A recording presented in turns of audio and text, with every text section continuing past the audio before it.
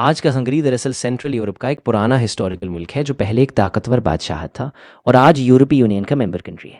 Hungary میں موجودہ طور پر وکٹر اوربان سب سے اہم سیاسی شخصیت رہے ہیں، مگر حالیہ اپریل 2026 کے الیکشن میں اپوزیشن لیڈر پیٹر میگائر کی جیت نے پچھلے پرائم منسٹر وکٹر اوربان 16 سالہ دور حکومت کا خاتمہ کر دیا ہے، جو ایک بڑی بریکنگ نیوز بھی ہے۔ اور وکٹر اوربان پر الزام تھا کہ انہوں نے گزشتہ 16 سال سے ہنگری کے ہر سرکاری ادارے کو اپنے قبضے میں کر رکھا تھا اور کسی دوسری پولیٹیکل قوت کو سر اٹھانے نہیں دیتے تھے۔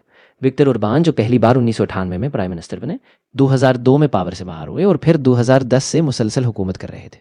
ان کی حکومت کو اکثر البرل ڈیموکریسی کہا جاتا تھا، کیونکہ ہنگری میں الیکشن تو ہوتے مگر قانون کو تبدیل کر کے وکٹر اوربان کی حکومت کے لیے ایسے راستے پیدا کر دیے جاتے کہ وہ بار بار کامیاب ہو جاتے۔ یہی لوگ مسلسل حکومت کر رہے تھے اور کسی دوسرے کردار کو ہنگری میں جگہ نہیں مل پا رہی تھی۔ اسٹیٹ انسٹیٹیوشنز جیسے وہاں کی ہائی کورٹس مکمل طور پر وکٹر اوربان حکومت کے کنٹرول میں تھی اور وہاں کوئی سر نہیں اٹھا سکتا تھا۔ ساتھ میڈیا پر بھی وکٹر اوربان کا قبضہ تھا، یوں کہ پوری طرح اوربان کی حکومت کے قبضے میں تھی۔ مگر اس دفعہ لوگ نکلے، پورے ملک میں بڑی تعداد میں نکلے اور ہسٹری کو بدل کر رکھ دیا۔ نئے پرائم منسٹر پیٹر میگائر مئی 2026 میں پرائم منسٹرشپ کا اوتھ لیں گے۔ ہنگری کے موجودہ پریزیڈنٹ تاماش سولیوک ہی برقرار ہے۔ ہنگری کا کیپٹل بداپیسٹ ہے اور کرنسی ہنگیرین فورنٹ ہے۔